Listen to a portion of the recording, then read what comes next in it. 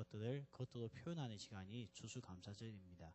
그래서 우리가 오늘 감사에 대한 말씀을 좀 나누려고 합니다. 여러분, 우리가 무엇을 해야지만 우리 마음속에 이 많은 감사가 흘러나오겠습니까? 항상 보면 성공하는 사람들의 특징이 뭔가 하면 평소에 감사가 입에 달려 있더라고요. 그리고 누가 조그만 일을 하여도 감사합니다, 감사합니다, 그렇게 말을 하는 이렇게 감사에 대한 습관이 배어 있는 사람들이 알고 보니까 다 성공의 인생을 살고 있더라는 겁니다.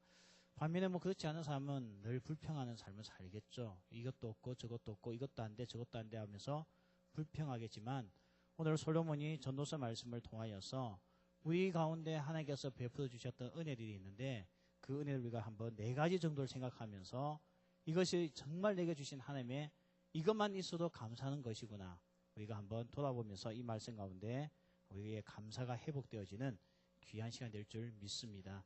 먼저 우리가 오늘 읽었던 말씀, 우리가 오늘 7절부터 읽었는데요. 4절에 보면 이런 말씀이 나옵니다. 우리 4절 말씀 우리 같이 함께 읽겠습니다. 자, 시작. 모든 산자들 중에 누구나 소망이 있으면 산 개가 죽은 사자보다 낫기 때문입니다. 자, 여기 보니까 오늘 우리에게 첫 번째 감사가 뭔가 하면 살아있다는 것 자체에 감사하다고 되어 있죠. 오늘 보니까 살아있는 개가 뭐보다 낫다고요? 죽은 사자보다 훨씬 낫다고 이야기를 합니다. 이 개라고 하는 이 짐승, 이 동물은요, 우리나라도 이 개라는 것은 어떻게 보면 욕설 비슷하고 상대방을 비하하는 데서는 이게 동물이지 않습니까? 근데 우리보다도 이 부분이 더 이렇게 심하게 받아들인 데가 어디냐? 팔레스타인 지역입니다. 이 팔레스타인 사람들은 너 정말 개 같아 보여 이러면 굉장한 모독을 느낍니다. 그만큼 개는 모욕적인 이런 상징을 보고 있거든요. 근데 오늘 그는 모욕적이고 이렇게 뭡니까? 굉장히 천해 보이고 가장 천한 동물을 개로서 보고 있는데, 차라리 그는 개라고 할지라도 사자하면 모든 동물들의 왕이지 않습니까? 그래도 죽은 사자보다는 훨씬 낫다는 겁니다. 그러면서 오늘 우리에게 뭘 이야기하고 있는가 하면 살아있는 것 자체에 감사를 하라고 말씀하고 있습니다. 여러분이 지금 다 살아있는 상태에 이 자리에 나오신 거죠? 거기 지금 강씨가 나와 있는 거 아니죠? 예, 전부 다 살아있다는 것 자체가 우리가 감사해야 될 요소라고 말씀합니다. 물론 이제 그런 사람들 있겠죠. 너무 인생이 괴로우니까 죽었으면 좋겠다. 그냥 죽어버렸으면 좋겠다, 이렇게 생각하는 사람도 있겠지만, 주님은 절대 그렇게 말씀하지 않습니다. 살아있다는 것 자체가 감사고요. 살아있기 때문에 우리에게는 언제든지 기회가 있다는 거죠. 원시 시대 때는요, 시간 개념이 딱 간단했습니다. 낮, 밤, 끝이었어요. 그러다가 이게 농업 시대에 오면 시간대가 바뀌죠. 어떻게 바뀝니까? 우리 신은 잘 알고 있는 이야기 보세요. 어떻게 바뀝니까? 그렇죠. 아침, 점심, 저녁 바뀝니다. 천재예요, 천재. 예? 천재예요, 천재. 그 다음에 산업시대에 들어와서는 어떻게 바뀝니까, 이게? 이제는 드디어 24시간이 시간 개념으로 바뀌어서 1시간이 소중하게 되어집니다. 그런데 정보화 시대에 들어왔더니요, 이 시간 개념이 또 바뀝니다. 이제는 어떻게 바뀌죠? 초 단위로서 바뀝니다. 그래서요, 정말 이 1초에 돈 몇백억이 왔다 갔다 하는 세상입니다. 그만큼 이제 이 시간이 조급해지고 빠른 것을 추구하는 그런 시대가 되었지 않습니까? 그러다 보니까 이 빠른 시간들 속에 있다 보니까요, 이 빠른 시간 안에 역동하고 반응할 수 있는 것은 살아있는 사람만이 합니다. 죽은 사람은 절대 반응할 수 없다는 거죠. 그래서 오늘 살아있다는 것이 우리에게 이만큼 유익이고, 살아있기 때문에 우리에게는 기회가 있습니다. 한번 보십시오. 축구 선수가요, 평생 꿈이 뭡니까? 필드에서 선수로서 뛰는 겁니다. 근데 그 선수가 자기에게 기회가 오지 않는다고 은퇴해버리고 나면 다시는 기회가 없는 거죠. 그러나 지금은 뛰지 못하지만 선수로서 끊임없이 훈련하고 있다 보면, 연습하고 있다 보면 선수이기 때문에 기회가 온다는 겁니다. 그러나 은퇴해버리고 나면 아무것도 못한다는 거죠. 그러니까 오늘 우리가 살아있다는 것은 뭘 이야기하고 있는가 하면요, 하나님께서 내게 주신 찬스가 있다는 거예요. 하나님께서 날 향한 기회가 있다는 겁니다. 내 인생을 향한 계획이 있다는 거예요. 살아있다는 것 자체가요. 근데 우리가 이것을 잘 알지 못하면, 나는 왜 이렇게밖에 되지 않지, 이거밖에 되지 않지, 차라리 죽는 게 더 낫겠다 하면서 자기를 비하할 수밖에 없다는 겁니다. 대학 때 제 친구가 있었는데요, 이제 같은 교회 찾았던 친구예요. 고등학교 때부터 중학교에 같이 생활했던 친구인데, 대학교 때 이 친구를 만났는데, 이제 이 친구가 군대 가고 저도 군대 가고 같이 제대해서 이제 만났는데, 이 친구가 군대를 갔는데 군에 가서 3개월 만에 제대하고 온 겁니다. 몸이 안 좋아가지고요. 그러더니 그때부터 이제 어떤 반응이 생기냐면 나이가 20대 초반임에도 불구하고 머리가 점점 벗겨지기 시작하고 눈썹이 빠지기 시작하는 겁니다. 그러니까 처음에 저는 이제 탈모 증세인 줄 알고 장난치고 놀렸죠. 우리 지금도 보면 좀 벗겨지는 애들 있는데 이거는 비교가 안 되고 엄청난 거예요. 이 속도가요. 그러니까 우리가 처음에 놀리고 했는데 알고 보니까 신장에 문제가 생겨가지고요. 신장이 제 기능을 못하는 겁니다. 그래서 병원에서 이식을 받지 아니하면 생명을 거둘 수밖에 없다는 거예요. 그래서 저희가 같이 기도하고 했는데요. 이 신장 이식 받기가 얼마나 힘든지 기회가 안 오는 겁니다. 그래서 나중에는 거의 죽음 직전까지 갔습니다. 그래서 이제 집에서는 이미 장례를 준비하고 있었어요. 왜냐하면 이 친구의 형님도 신장으로 죽었거든요. 그러니까 그는 아픔이 있던 가정이기 때문에 둘째였던 이 친구도 비슷한 증세를 보니까 그 부모가 이미 낙심을 하고요. 아, 이제 이 둘째 아들도 이 병으로 똑같이 가는 거구나 생각을 했는데 정말 죽음이 임박했는데 집에 전화 한 통화가 온 겁니다. 병원에서 온 전화예요. 뭔가 하면 신장을 이식받을 수 있는 기회가 왔다는 겁니다. 근데 이게 저는 잘 모르겠는데 이 신장 이식을 받기 위해 신청하면 이게 순서가 있겠는 모양이에요. 이게 순서가 있는데 자기 순서가 되려면 아직까지 남았다는 거예요. 그래서 집에서는 포기했는데 급히 병원에서 와서 자기에게 맞는 신장이 나왔고 그 앞에 순번에 있던 사람은 이미 가고 없다는 겁니다. 그래서 이 친구가 신장을 이식받고요. 지금도 정상적인 가정을 가지고 잘 살고 있습니다. 저하고 이게 페북 친구로서 한 번씩 주고받고 이렇게 하거든요. 보세요. 살아있으니까 기회가 오는 거예요. 살아있지 못했으면요. 그 기회는 건너뛰고 만다는 겁니다. 그래서 우리가 이 청년 때에 지금 살아있다는 것이 얼마나 감사한지 모릅니다. 이것만 해도 하나님께서 왜 날 살려주셨을까? 왜 날 갖다 아직까지 호흡하게 만들고 이 땅에 살게 만들까? 뭐 물론 이제 취직이 워낙 안 되고 뭐 졸업생의 10%만이 취업하는 세상이다 보니까 나머지 90%가 지쳐있지만 이런 인생에 내가 왜 살아야 되나 이런 마음도 있겠지만 하나님은 절대 그렇게 말씀하고 있지 않다는 겁니다. 오늘 너에게 호흡이 있다는 것, 너에게 생명이 있다는 것은 날 향하신 하나님께서 기회를 주신 것이고 나에게 향한 하나님의 계획은 여전히 살아있다는 것을 우리에게 말씀하고 있기 때문에 여러분 생명 있음을 감사하는 은혜가 있을 줄 믿습니다. 두 번째 오늘 말씀해 보면 7절에 보면 이런 말씀이 있죠. 너는 가서 기쁨으로 내 음식물을 먹고 즐거운 마음으로 내 포도주를 마실지어다. 이는 하나님이 너가 하는 일들을 벌써 기쁘게 받으셨기 때문이다. 그렇게 이야기하고 있죠. 두 번째 우리에게 무엇을 감사하고 되어 있는가 하면요. 즐겁게 기쁘게 먹는 것에 대해서 감사하고 되어져 있습니다. 뭐 여기는 100% 지금 공감하고 있죠. 뭐 제가 보니까 우리 청년들 중에 뭐 먹는 것을 힘들어하는 청년은 없는 것 같아요. 이게 하나님의 은혜죠. 정말 하나님의 은혜입니다. 근데 여러분 할아버지들 보세요. 집안에 어른들 보십시오. 잘 못 드십니다. 우리 청년 때는 돈이 없으니까 맛있는 걸 못 먹지만 나이가 들면 돈이 생겨서 맛있는 게 많아도 몸이 받아주지 않습니다. 그러다 보니까 어떻게 돼요? 맛있게 못 먹는 거죠. 제가 한 번씩 우리 청년들하고 농담삼아 하면 그런 옛날에 있었던 이야기를 한번 해주고 하는데요. 한번 우리 남자 청년들하고만 제하고 이렇게 뷔페에 가서 밥을 먹게 되었습니다. 우리 남자들만 있으니까 내가 뭘 먹고 싶냐 했더니 애들이 고기를 먹고 싶대요. 여러분 고기를 제일 싸게 먹을 수 있는 곳이 어디입니까? 그렇죠. 고기 뷔페죠. 이 남자애들은 고기 뷔페 가면 제일 좋아요. 그래서 우리 그 교회 주변에 있는 곳에 갔는데 그때 우리가 도착했을 때가 1시 반이었는데 언제까지 먹었냐면 4시 반까지 먹었어요. 저는 배가 불러서 힘들었던 게 아니고 앉아있는데 허리가 아파가지고 힘들었어요. 정말 남자 청년들 잘 먹대요. 근데 잘 먹는 게 중요한 게 아니고 즐겁고 기쁘게 먹는 거였죠. 이게 오늘 하나님께서 우리에게 주신 복이라는 겁니다. 왜냐하면 사람이 먹을 수 있다는 것은요. 다른 말로 하면 사람들과 교제할 수 있다는 뜻입니다.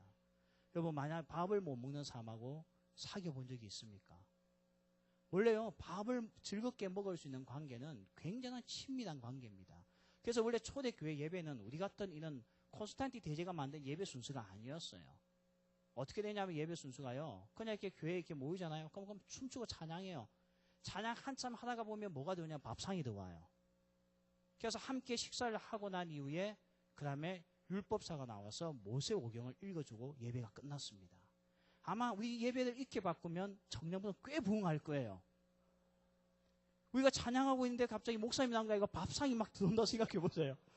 얼마나 다들 기뻐하고 즐거워하겠어요. 실제로 이렇게 교제가 이루어졌다는 거죠. 그래서 교회 안에 그 끈끈함, 상대방이 아픔을 당하면 자기도 함께 아파하고, 상대가 가난을 겪고 있으면 자기의 소유를 팔아서까지 도와줬던 게 초대교회입니다. 근데 그 시발점이 어디 있습니까? 물론 성령의 충만함이죠. 그런데 성령의 충만함이지만 그 성령의 충만함으로써 공동체가 묶어질 때에 썼던 도구가 뭡니까? 밥이라는 겁니다. 이 화목한 가정은요, 밥을 같이 먹어야 가족들이 모였어. 근데 화목하지 않은 가정은요, 밥 먹을 시간이 없습니다. 그러니까 가족들이 점점 관계가 멀어질 때가 언제냐면 밥을 같이 먹지 못하는 시간이 많아질 때입니다. 이제 우리나라는 이제 고등학생들이 워낙 바쁘니까 보통 저녁까지 먹고 집에 오잖아요. 그러니까 어떻게 되냐면 밥을 같이 먹을 시간이 없습니다. 그러니까 이제 고등학교 때부터 어떻게 보면 그때가 가장 부모님하고 대화를 많이 하고 가치관을 나눠야 될 시간인데 그때부터 점점 학교에 앉아서 도시락을 먹기 시작하는 거죠. 도시락이 아니고 뭐라고 하죠 요즘에? 급식을 먹기 시작하는 거예요. 저는 급식 세대가 아니라 잘 모릅니다. 이게 급식을 먹기 시작하는 거예요. 그러면서 어떻게 되냐면 밥을 먹으면서 누구하고 이야기합니까? 친구하고 이야기해요. 근데 그 친구는 어떤 친구입니까? 같이 멍청한 친구예요. 같이 멍청한 친구가 밥을 먹다 보니까 수준이 그 이상 벗어나질 못합니다. 그러니까 그네들 세계가 딱 거기까지. 근데 사실은 이 유대인들의 이 교육법에 보면 가장 교육의 현장이 어디냐? 밥상이었거든, 밥상. 이 밥상에 앉아서 어떻게 했는가 하면 할아버지와 함께 밥을 먹고 아버지와 함께 밥을 먹으면서 인생의 가치관과 신앙의 가치관을 전수받는 것이 그 교육터가 어디냐면 밥상 앞이었습니다. 근데 요즘에 보세요. 같이 밥 먹는 가족들 얼마나 있습니까? 별로 없습니다. 그래서 저도 바쁘게 지내지만 저도 뭐 거의 뭐 밤늦게 퇴근하는 목사 중에 한 명이지만 그래도 제가 하나는 약속을 지키려고 하는 게 뭔가 하면 저녁은 가족들하고 항상 같이 먹으려고 합니다. 그래서 제가 저녁에는 그 약속을 안 잡잖아요. 그때 아니면 만날 시간이 없습니다. 그래서 우리는 밥 먹을 때 조건이 있어요. 절대 핸드폰 보지 않기. 스마트폰을 보지 않기. 그 다음에 밥상 앞에서 짜증내지 않기. 밥상 앞에서 기분 나쁜 말 하지 않기. 이걸 조건을 가지고 하는데 잘 안 지켜져요. 잘 안 지켜져요. 거의 깨는 사람이 정해져 있어요. 우리 딸만 합류하면 이상해져 그때부터. 아마 사춘기라서 그런 것 같아요. 오늘 우리 찬송가 가사에도 보면 그랬죠. 한 상에 둘러앉아 먹고 마셔 여기가 우리의 낙원이라는 찬양 가사가 있잖아요. 찬송가가요. 어른들은 그 찬송을 부르면요 굉장히 은혜를 많이 봐요. 한 상에 둘러앉아 먹고 마셔 여기가 우리의 낙원이다. 그런데 청년은 감동이 없더라고요. 근데 여러분이 나중에 함께 밥을 먹고 즐겁게 식사할 수 있다는 것이 얼마나 감사한지를 알게 될 겁니다. 저는 뭐 어릴 때부터 부모 곁을 떠나서 살았던 사람이기 때문에요. 가족끼리 함께 밥을 먹는다는 것이 참 익숙하지 않았습니다. 뭐 거의 혼자 밥을 먹었죠. 뭐 혼자서 자취방에서 밥 먹는 사람들 어떻게 먹는지 아십니까? 그 사람에게도 밥을 먹는 친구가 있어요. 누구죠? 텔레비전입니다. 텔레비전. 아니면 비디오를 보는 거죠. 그래서 비디오하고 나하고 밥을 같이 먹는 거예요. 뭐 청소면 같이 막 흥분하고 막 그런 거예요. 그러다 보니까 삶이 어떻게 되냐면요. 점점 폭이 좁아지기 시작하고 이 마인드가 좁아지기 시작합니다.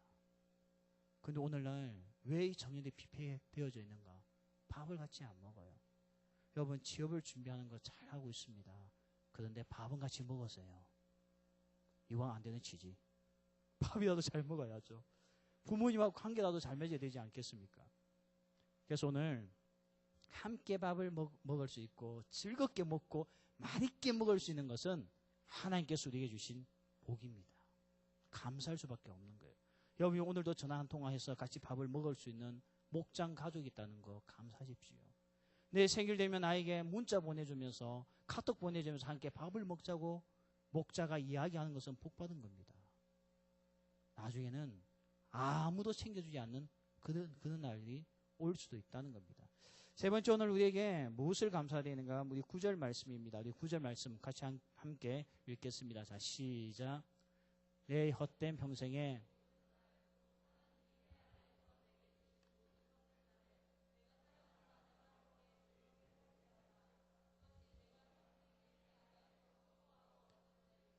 자, 뭐 여러분은 아내가 없으니까 이 말씀 이렇게 바꾸면 되겠죠. 모든 헛된 날에 어차피 이 세상 살면 그런 거 아니에요.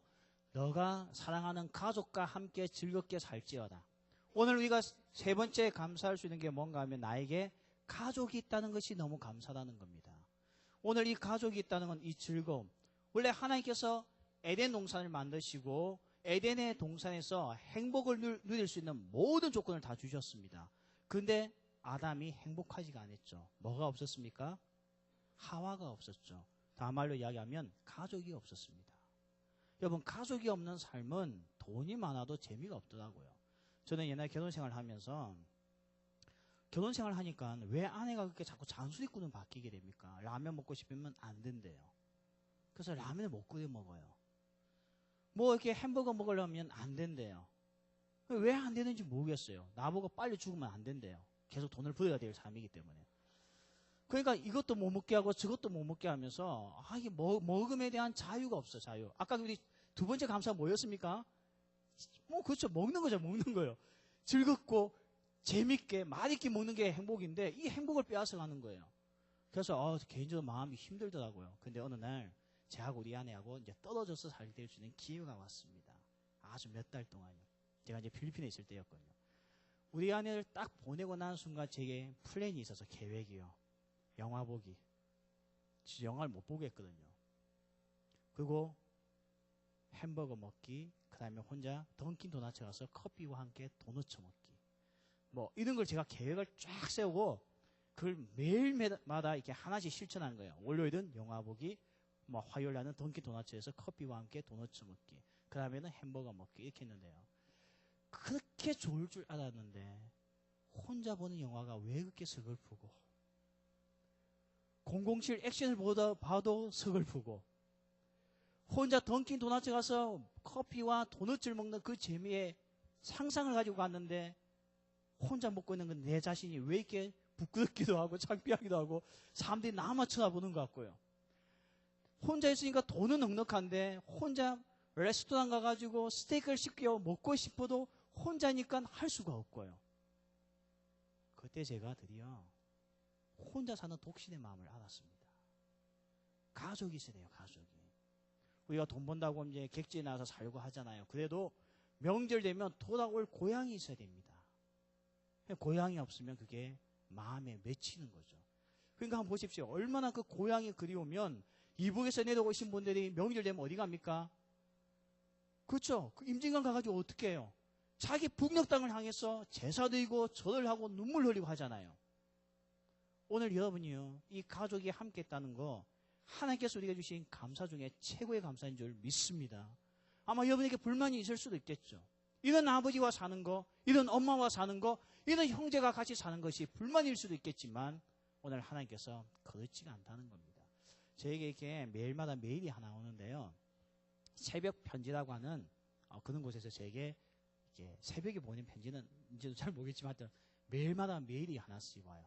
오는데 이번 주에 이런 내용이 하나 있어서 제가 읽고 얼마나 가슴이 감동을 젖어내는지 모릅니다.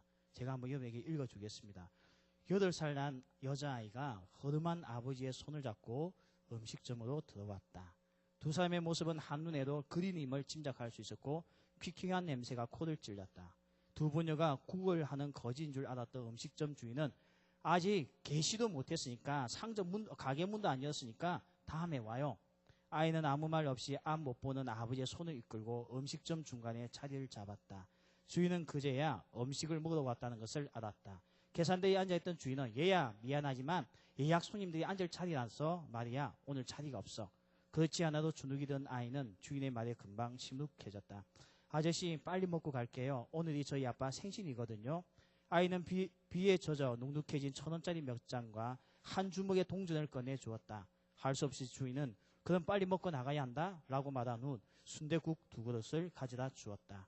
그리고 계산대에 앉아서 물끄러미 그들의 모습을 바라봤다. 아빠 제가 소금 넣어 드릴게요.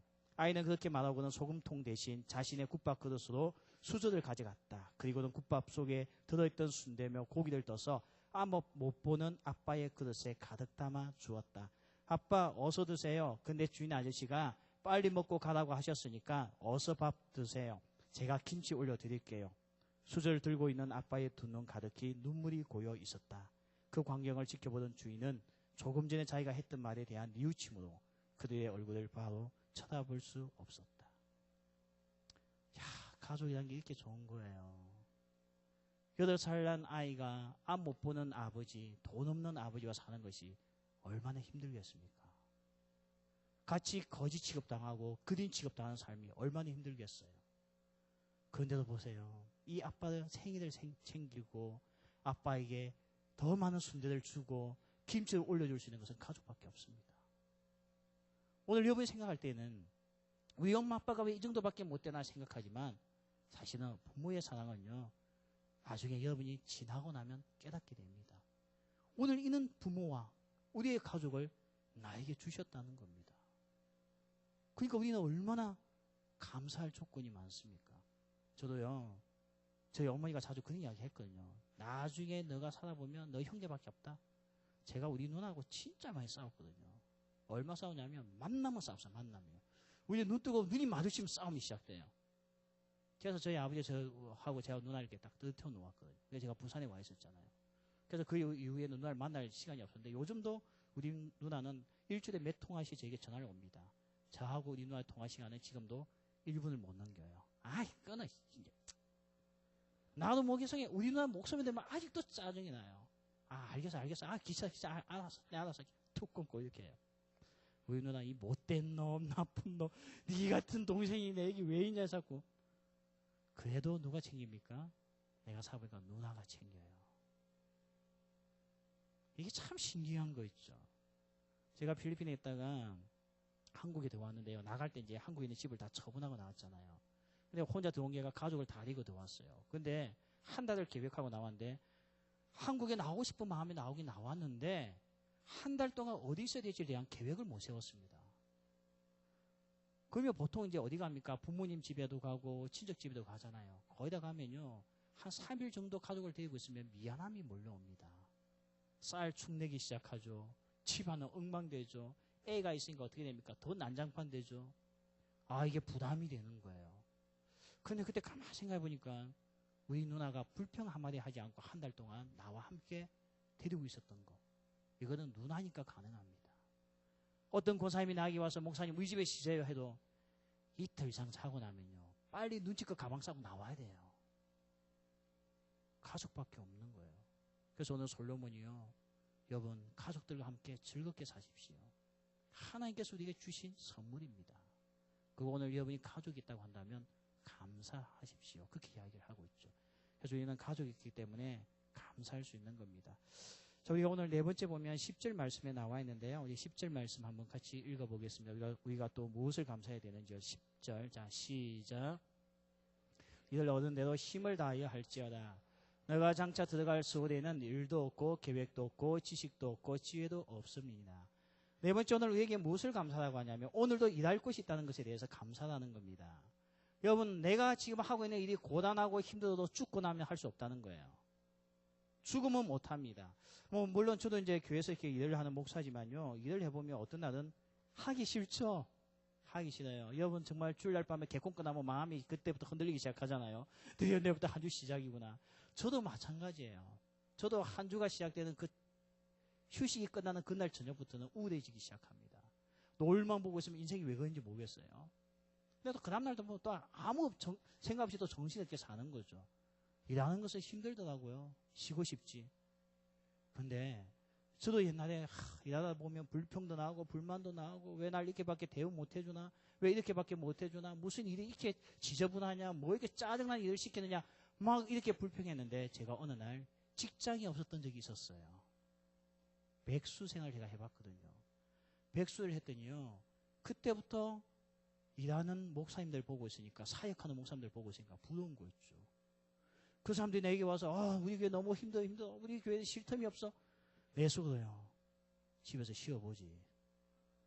집에서 한번 쉬어보지. 제가 그냥 항상 나에게 일이 주어지는 삶을 살다가 한번 내가 일을 빼앗기고 나니까요. 내가 오늘도 일할 곳이 있다는 것이 참 복이더라고요. 여러분 지금 직장이 마음에 좀 안 들죠? 마음에 안 들 거예요.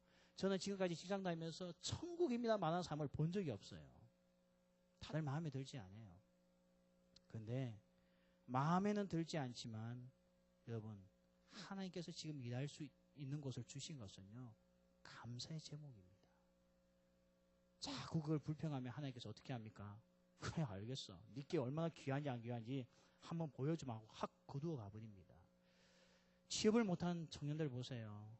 취직한 친구들 보고 있으면요, 자기도 그냥 아무 때나 갔으면 좋겠어요. 자기도 월급이라는 거 한번 받아봤으면 좋겠다, 이 마음을 가집니다. 오늘 내가 일할 수 있다는 건 너무 감사한 겁니다. 아, 목사님, 나는 요즘에 직장 구하지 못해 힘든데 오늘 이 말씀하니까 더 힘듭니다. 여러분, 구직할 수 있는 것도 은혜입니다. 정말 구직할 수 있는 것도 은혜예요. 제가 군에 있다가 이제 처휴가를 나왔어요. 여러분, 이게 군대에 있다가 처휴가 나오는 이 청년들의 이 마음 아십니까? 너무너무 군생활 서글프고 힘들었는데, 저도 딱 훈련 이제 받고 처휴가, 일병휴가 딱 달고 일병휴가 딱 나왔는데 너무 행복하지만 군대에 다시 복귀해야 된다는 그 부담감이 장난이 아니었어요. 복귀하면 또 시작이잖아요. 맞죠? 지금은 휴가 나와 있지만. 그래가지고 내가 군생활 정말 힘들다. 어떻게 하다가 내 같은 애가 수색돼가지고 이 고생을 하나 막 불평을 했는데, 이제 친구들 모인 자리에서 같이 밥을 먹고 놀면서요. 그때 내 친구 옆에 있던 애가 딱 한마디 했습니다. 나도 군대 가고 싶어. 그렇게 이야기해요. 그 친구는 소아마비 환자였거든요. 소아마비를 앓고 있는 장인이었습니다. 제가 그 순간 내가 아이고, 이렇구나. 이게 복이었구나. 이게 복. 오늘도 내가 군에 가서 훈련받고 뛰어다니고 하는 것도 하나님의 은혜였구나. 근데 내가 그걸 모르고요, 그냥 혼자 불평하고 투덜대고 어쩌다가 내가 군대 그런 데 가가지고 이 고생하냐, 뭐 누구는 군대도 안 가도 좋겠다 이렇게 생각했던 내 말이 할 말이 없었습니다. 여러분, 구직도요, 하나님께서 주신 복입니다. 아예 지도조차 못한 사람이 있다는 것을 기억하십시오. 그러니까 오늘 우리가 가만 생각해 보면요, 불평하고 앉아 있을 상황이 아닙니다. 아유, 어떻게 우리 같은 둔재가 대학을 다녀요? 지금 전 세계 대학생이 몇 명 되겠습니까? 몇 명이 대학을 다니겠습니까? 아니, 보니까 아프리카는 초등학교도 못 다니고 있던데요. 오늘 그런 것이 한두 개입니까? 한두 곳입니까? 공부를 못 해보는 사람들이 얼마나 많습니까? 제게 한 번씩 보면 이게 어디죠? NGO 단체에서 한 번씩 이렇게 메일이 옵니다. 그러면 꼭 한 명을 소개해줘요. 그 한 명에 보면 그 아이의 소원이 학교를 다니보는 겁니다. 근데 우리는요, 다니고 있잖아요. 근데 우리는 어떻게 합니까? 이걸 감사할 줄 모르고 계속 불평하는 거죠. 그러니까 하나님께서 어떻게 합니까? 우리에게 주신 것들을 자꾸 빼앗아가는 거예요. 안 되겠다. 너 가져와. 너가 없어봐야 너 처지를 알겠구나. 그래서 감사가 있는 사람에게 더 넘치고, 감사가 없는 사람은 더 있는 것마저 빼앗기는 것이 성경적인 원리입니다. 오늘 우리가요, 직장에 있다는 거 감사하십시오. 그 직장에서 즐겁게 일하십시오. 나중에 옮기더라도. 그러면 하나님께서 나중에는 너가 이 직장에서 이 정도 했으니 다음 코스로 이동시켜 주는 겁니다. 그런데 늘 불평하고 불만하고 그런 거예요. 불평 불만 때문에 옮기는 것은 실패작입니다. 우리는요, 기쁨으로 일하다가 기회가 와서 옮겨야죠. 하나님께서 옮기다 할 때 옮기는 거죠. 그래서 오늘 일할 수 있는 것에 대해서 너무너무 감사하십시오. 원래 유대인들은요, 일을 갖다가 노동을 하나님의 축복으로 생각했습니다. 그래서 그들은 직업을 하나만 가지지 않았습니다. 바울이 신학자였고 철학자였지만 바울은 텐트를 만드는 일을 했어요. 라이프 니츠는요, 수학자죠. 수학자였지만 그는 뭘 했습니까? 렌즈를 만드는 삶을, 직업을 가졌습니다. 렌즈를 만드는 기술을 가졌다는 거예요. 유대인들은 빈둥대지 않습니다. 빈둥대는 것을 저주받았다고 생각하는 거, 저주받았다고요. 근데 오늘날 한국교회, 한국 땅의 청년들 보세요. 일을 못해서 안타까워하는 청년보다도 빈둥대는 청년들이 너무 많아요. 가는 곳마다. 이건 저주예요, 저주. 오늘 우리는요, 지금 당장 내게 주어진 일이 있으면요, 열심히 기쁨으로 즐겁게 해야 됩니다. 언제까지요? 사장이 그만두다 할 때까지. 그게 하나님의 음성입니다. 저는 한 교회 부임하면요, 언제 떠나는 줄 아십니까? 항상 담임 목사님이 나가다 할 때까지 해요. 근데 참 신기한 게요, 주인이 나가라고 하면 그 다음 길은 예비되어져 있는 거 있죠. 근데 성질상 그만두는 애들 있잖아요. 자기하고 안 맞다고요. 데미지 많습니다.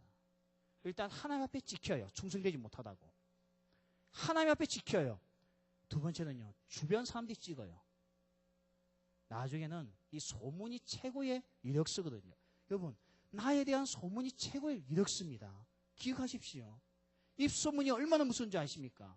입소문은 몇백억을 투자한 광고보다 더 효과가 커요. 근데 이 청년 때에 입소문을 나쁘게 만들고 있어요.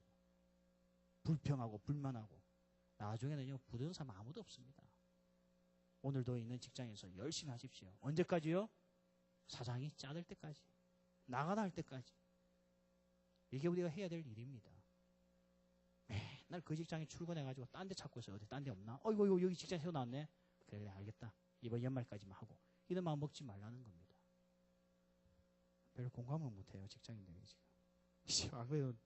오늘까지 때려치고 지금 생각 중에 있는데, 그러면 안 된다고요. 하나님께서 다음 스텝을 옮길 때까지 그 자리에서 인내하는 것이 믿음입니다. 믿음은 인내. 참고 견디는 겁니다. 주인이 옮겨 할 때까지 있는 거예요. 근데 요즘은 지하에서 나가요. 제가 자꾸 이 청년들이 안 하시는 게 뭡니까? 빨리 때려치는 거 제일 싫어하잖아요, 제가요. 저는 그런 사람 신뢰하지 않습니다. 그게 한두 번이 아니거든요. 그런 사람은 한 번 한 사람은 본 적이 없어요. 또 하고 또 하더라고. 저는 신뢰 안 합니다, 일단. 그래도 사랑은 합니다. 걱정하지 마세요. 그러나 믿지는 않습니다. 맡기지는 않습니다. 맡겼다가 무슨 수모를 당하려고요. 그러나 사랑합니다. 사랑은 해요. 그러나 믿지는 않습니다. 이런 입소문이 자꾸 나면요, 여러분 나중에 비참해집니다. 근데 제가 아까 다시 이야기했죠. 왜 그만둡니까? 일에 대한 즐거움과 기쁨과 감사가 없어서 그런 거예요. 그래서 아까 감사 없는 건 어떻게 한다고 하나님께서요? 오늘 싫어? 가져가시는 거예요. 이것도 가져가시고 저것도 가져가시면 나중에 뭘 가지고 사실래요? 아무것도 없습니다. 그래서 오늘 우리에게 일할 수 있다는 것에 대해서 감사하는 겁니다. 마지막에 어떤 말씀이 있는가 하면요, 우리 11절, 12절 11절부터 한번 읽어보겠습니다. 자, 11절. 이제 제가 결론 맺고 마칠게요. 11절. 자, 시작. 내가 다시 해 아래에서 보니 빠른 경주자들이라고 선착하는 것이 아니며 용사들이라고 전쟁에 승리하는 것이 아니며 지혜자들이라고 음식물을 먹는 것도 아니며 명철자들이라고 재물을 얻는 것도 아니며 시식인들이라고 은총 입는 것이 아니니 이는 시기와 기회는 그들 모두에게 임함이니라. 이게 무슨 말인가 하면요, 여러분 공부 잘한다고 돈 많이 법니까? 솔몬이 보니까 그런 거 없더라는 거예요. 또 뭘 이야기하죠? 달리기 잘한다고 항상 경주에서 우승합니까? 그렇지가 않더라는 겁니다. 옛날 보세요. 그 유명한 육상선수 내 기억이 안 나. 흑인. 와, 뭐 세계 신기록을 세우겠다. 이번 올림픽에서 내가 기록을 깨겠다. 하고 딱 시작했는데 다리 이 햄스트링 이 근육이 늘어나가지고 한 10건 뛰어나 하더니 혼자 주저앉았어요. 솔로몬이 보니까 자격과 기술과 달란트가 있어서 잘 되는 거 아니라는 겁니다. 참, 이래서 우리가 세상이 난해한 거죠. 이 자판기가 아니라고요. 내가 500원짜리 동전을 넣었으니까 나 마음대로 500원짜리를 선택할 수 있는 게 인생이 아니라는 겁니다.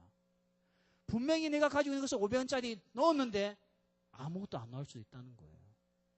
이런 정말 인간의 힘으로 이해할 수 없는 이 세상 속에 오늘 그리스도인들이 어떻게 살아야 되겠습니까? 여러분 삶이 언제 힘드냐면요. 여러분 진짜 언제 인생에서 가장 힘들던가요? 저는 개인적으로 가장 힘들 때가 언제냐면 분명히 나보다 객관적으로 못한 아이가 더 잘 될 때입니다. 여러분 그렇죠? 쟤는 나보다 대학도 더 안 좋은 데 나오고 쟤는 나보다 토익 점수도 훨씬 더 안 나오고 쟤는 나보다도 외모도 좀 안 되는 것 같고 말빨도 안 되는 것 같은데 그이가 나보다 더 잘 돼 있을 때 사람은 지쳐버립니다. 실제 내가 한 청년 찾아봤어요. 이 청년은 미국에서 4년 동안 대학원까지 공부하고 나온 대학도 미국에서 졸업하고 대학원까지 졸업하면서 나름대로 준비를 많이 했다 생각했어요. 영어만큼 자신 있다 생각했습니다. 기대감을 가지고 한국에 들어왔어요. 들어와가지고 남들 막 취업을 준비했는데 자기 생각에는 자기들 동기들 중에서 제일 좋은 데 갈 줄 알았던 모양이에요. 근데 웃긴 건 토익 학원도 하면 안 다니고 자기가 볼 때 그냥 그런 평범한 애가 더 좋은 직장에 들어간 것을 보고 얘가 충격을 받고 나한테 온 거예요. 목사님 이게 어떻게 된 거예요? 나도 모르겠다. 세상에는요 물음표가 한두 가지가 아닙니다. 우리는 이럴 때 지치는 거죠. 그래서 오늘 거기에 대한 답이 12절에 있습니다. 12절. 자, 같이 읽겠습니다. 자, 시작. 분명히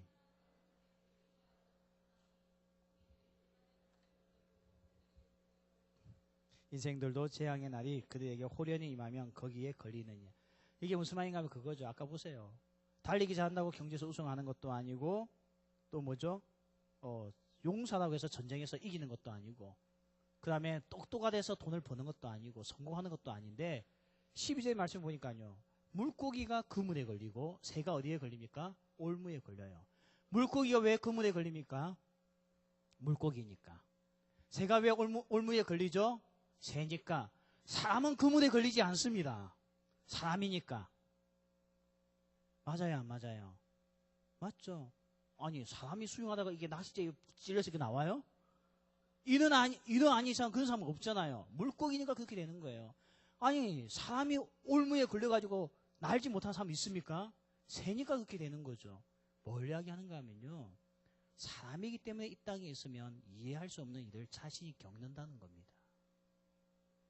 그래서 우리 지금 청년들 계획이 많아요. 내가 이렇게 하고 이렇게 하고 이렇게 하면 내 인생은 이렇게 될 것이다. 지금 생각들을 세우고 있는데요. 그거 다 없애버리세요. 절대 안 됩니다. 그렇게 됐다고 한다면 여러분 어머니 아버지는 이렇게 살지 않을 거예요. 여러분 엄마 아빠는 이런 사람끼리 만나서 결혼하지 않았을 거예요. 전부 다 결혼생활 때 쳐다보잖아요. 어쩌다가 내가 저걸 만났지 이렇게 생각하잖아요. 인생은 계획대로 되는 게 아닙니다. 근데 청년들이 그 환상을 가지고 있어요. 내가 3개월 동안 예배 좀 멀리 하자. 내가 이 3개월만 잘 준비하고 나면 그때 열심히 하겠다. 3개월이 3년이 될 수 있고요. 30년이 될 수 있습니다. 여러분, 그는 어리석은 생각하지 말라는 거예요. 그거는 사람이면 이 땅에 살면서 물고기니까 그물에 걸리고 새니까 올무에 잡히듯이 사람이면 자기가 상상하지 못한 일에 문제에 부딪히는 것이 당연하다는 겁니다. 그래서 오늘 우리에게 어떻게 살라고 이야기하고 있는가 하면 그게 1절 말씀이죠. 9장 1절 우리 마치겠습니다. 9장 1절 이 모든 것을 내가 마음에 두고 이 모든 것을 살펴본 즉 의인들이나 지혜자들이나 그들의 행위나 모두 다 하나님의 손안에 있으니 사랑을 받을는지 미움을 받을는지 사람이 알지 못하는 것은 모두 그들의 미래의 일들입니다. 오늘 무엇이 다 하나님의 손에 있다고요? 우리 인생의 모든 것들이 다 누구의 손에 있다고요? 하나님의 손에 있다는 겁니다. 그러니까 우리가 하나님의 손에 내 인생을 맡겨야 되는 거죠.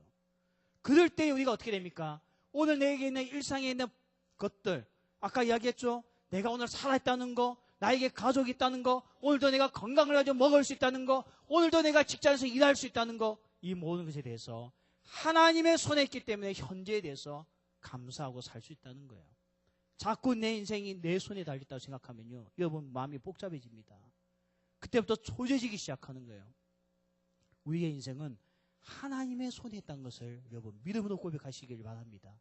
그러면 지금 있는 나의 현재 이 스텝, 이 서 있는 이곳이 감사의 장소요, 감사의 조건이라는 겁니다. 저는 소설가 중에 박완서라고 하는 분을 참 좋아합니다. 여러분도 그 소설가 좋아하죠. 근데 이분이 쓴 책 소설 중에 한 말씀만 하소서, 한 말씀만 하소서, 제발 한마디만 해주소서 하는 책이 있어요. 아니 이런 소설을 왜 적었나 하고 이렇게 봤더니요, 이분이 그 88년도에 자기 남편이 암으로서 먼저 사별을 하게 됩니다. 이제 40에 이제 소설가도 등단을 해가지고 이제 좀 유명해지려고 할 때에 남편이 죽어요. 먼저 병에 걸렸어요. 암으로 죽고 난 이후에 이제 힘든 시간을 보내고 있는데 3개월 뒤에 어떤 일을 또 당하는가 하면 자기에게 아들이 하나 있었는데 이 아들이 의대생이었어요. 레지던트 하고 있는데 학교에서 공부하고 나다가 교통사고 그 자리에서 즉사해버립니다. 박완서 이 작가가 이걸 겪고 나니까요, 인생에 살맛이 나지 않는 거예요. 남편 떠나보냈죠. 3개월 뒤에 아들 떠나보내고 나니까 밥맛이 있습니까? 잠을 잘 수가 있습니까? 너무너무 힘든 시간을 보내다가 이분이 어디 들어가냐면 수도원에 가서, 외국에 나가죠. 수도원에 가가지고 그냥 이 머리 식기 위해서 돌아다니고 있다가 수도원에서 수도사들을 만나게 됩니다. 그러면서 그가 자기보다도 더 큰 아픔을 가진 사람들이 있다는 것을 알게 되면서 자기 현재 삶에 대해서 감사하게 되는 내용이에요. 오늘 우리는요, 모든 인생이 하나님의 손에 있다는 거예요. 남편이 먼저 떠나면 죽는 거 아닙니다. 하나님의 손 안에 있으면 살 수 있는 줄 믿습니다. 오늘 아들이 먼저 죽었다고 해서 죽는 인생이 아니라는 것을 알게 되는 거예요. 하나님의 손 안에 있으면요. 지금 내가 있는 직장에서 어려움을 당해서 그만 쫓겨난다 할지라도 우리는 망하지 않습니다. 왜요? 하나님의 손 안에 있는 인생이니까. 하나님의 손을 망각해버리고 나면요, 우리는 자기 멋대로 살고 불평과 불만 가운데 살게 된다는 겁니다. 우리 이제 다음 주 추수감사주일 예배를 드리게 될 겁니다. 여러분 일주일 동안 무엇을 가지고 와서 주 앞에 바치겠습니까? 모든 것들이 다 하나님의 손에 있음을 고백하고 내게 주신 직장, 내게 주신 건강, 내게 주신 가정, 내게 주신 일터, 이 모든 것들에 대해서 하나님 앞에 감사하고 이 모든 것들은 하나님의 손 안에 있으며 더 나아가 내 인생도 하나님의 손 안에 있음에 대해서 감사하는 우리의 삶이 되어야 되지 않겠습니까? 우리 같이 한번 찬양하고 우리 같이 한번 기도합시다. 정말 주 앞에 감사하는 자가 될 수 있게끔 거룩하신 하나님 주께 감사드립니다. 날 위해 이 땅에 오신 독생자 예수, 내가 약할 때에 강함 주고 가난할 때 우리들을 부욕케 하시는 주님, 오늘도 내가 그 주님 앞에 감사하는 자가 되게 하여 주옵소서. 오늘도 내게 주신 일상의 것들을 감사하게 하시고 오늘도 살아있게 하신 것에 감사하고 오늘도 내가 건강 가운데 먹을 수 있게 하심에 감사하고 오늘도 가족이 있음에 감사하고 오늘도 내가 일할 수 있는 곳이 있다는 것에 감사하는 자가 되게 하소서. 우리 같이 한번 찬양하겠습니다. 거룩하신 하나님, 거룩하신 하나님 주께 감사드리세. 날 위해 이 땅에 오신 독생자 예수, 나의 마음과 뜻 다해 주를 사랑합니다. 날 위해 이 땅에 오신 독생자 예수, 내가 약할 때 오늘도 강하게 하신 주님, 약할 때 강함 주고 가난할 때 우리를 부욕케 하신 나의 주 감사. 내가 약할 때 강함 주고 가난할 때 우리를 부욕케 하신 나의 주 감사.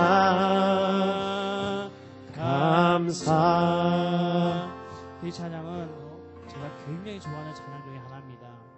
저도 살아보니까 힘든 날 많던데요.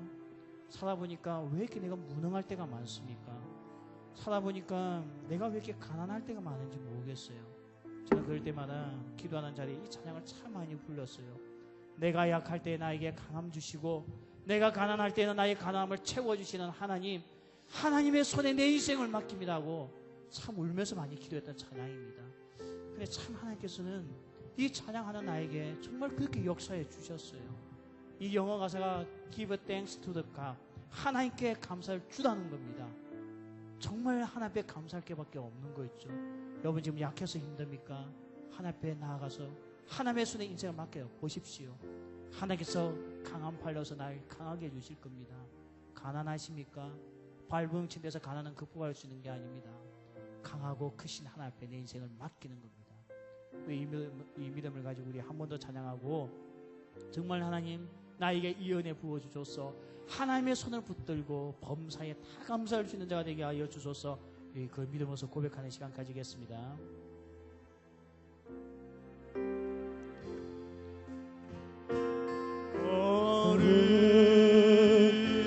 거룩하신 하나님 주께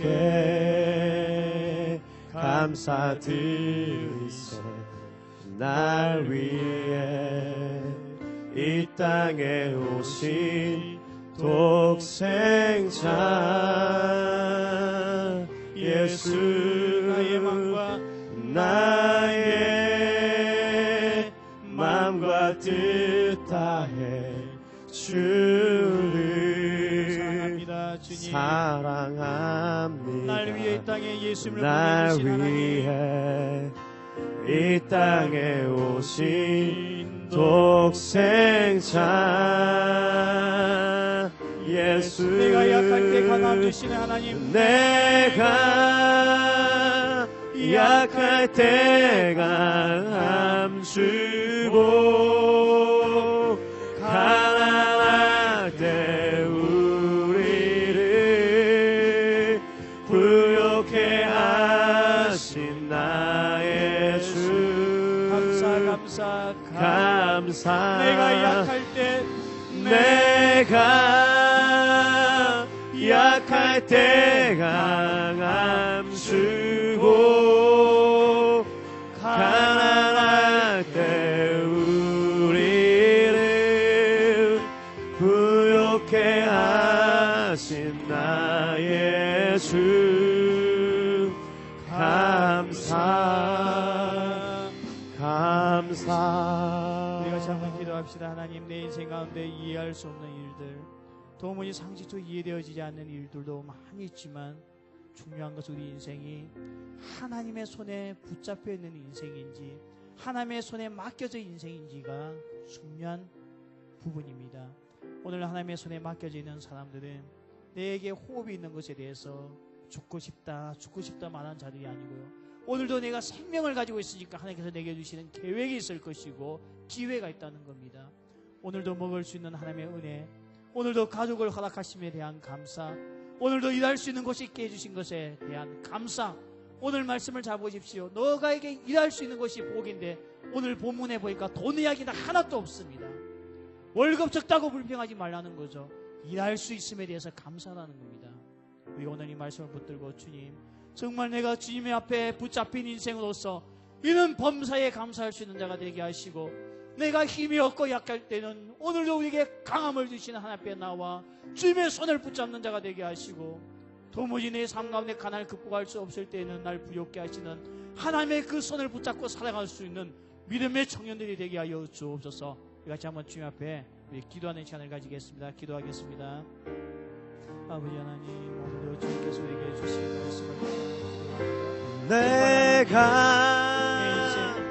약할 때가 살 수 없는 인생이지만 오늘도 내가 약할 때에 내게 강함 주시고 내 힘으로 가난을 극복할 수 없을 때에 나에게 모든 것을 채워주시는 하나님, 오늘도 그 하나님의 그 손을 붙들고 내게 주어진 범사에 감사하게 하여 주옵소서. 죽지 아니하고 살아있게 하심에 대해서 감사하게 하시고, 아버지 하나님, 오늘도 내가 기쁨과 즐거움으로 먹을 수 있는 건강을 주심에 감사하고, 오늘도 내게 가족을 주시고 부모를 주시고 아들 주시고 남편을 주시고 자녀를 주심에 감사할 수 있는 우리의 삶이 되게 하시고, 아버지 하나님, 오늘도 내가 일할 수 있는 것이 있고 땀 흘릴 수 있는 것이 있고 출근할 수 있게 해주신 것이 있음에 하나님 감사하는 자가 되게 하여 주옵소서. 오늘도 내가 공부할 수 있게 해주시고 오늘도 내가 이력서를 찍을 수 있는 그 기회를 주시 하나님께 감사하게 하여 주옵소서.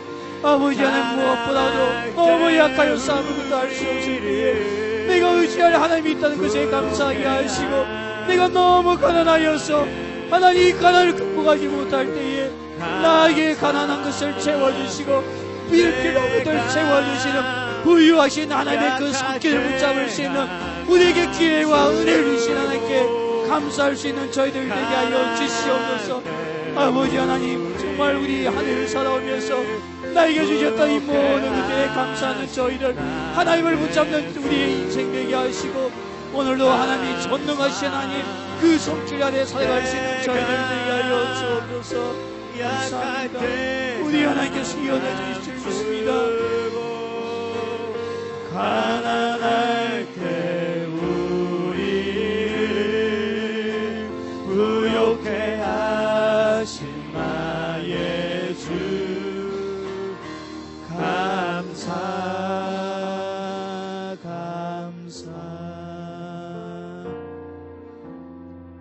주 예수 그리스도의 은혜와 하나님의 사랑과 성령의 교통하심이 정말 이 세상을 사는 것이 너무나 힘들고, 내가 이렇게 약한가, 이렇게 가난한가, 매 순간마다 나 자신의 이런 모습을 발견할 때마다 정말 너무나 지치고 힘들지만, 오늘 약한 자에게 강함을 허락하시는 하나님의 그 손, 오늘도 가난한 자에게 필요를 채워주시는 하나님의 손이 내게 있음을 우리가 발견하고 오늘 그 하나님의 손에 붙들고 내게 생명 주시고 내게 오늘도 가족을 주시고 오늘도 내게 건강 주시고 오늘도 일할 곳이 있게 해주신 그 하나님 앞에 진심으로 감사하고 또한 주님을 의지하고 살기도 하지만은 우리 사랑하는 우리 모든 청년들 머리 위에 지금부터 영원까지 함께 있을지어다. 아멘.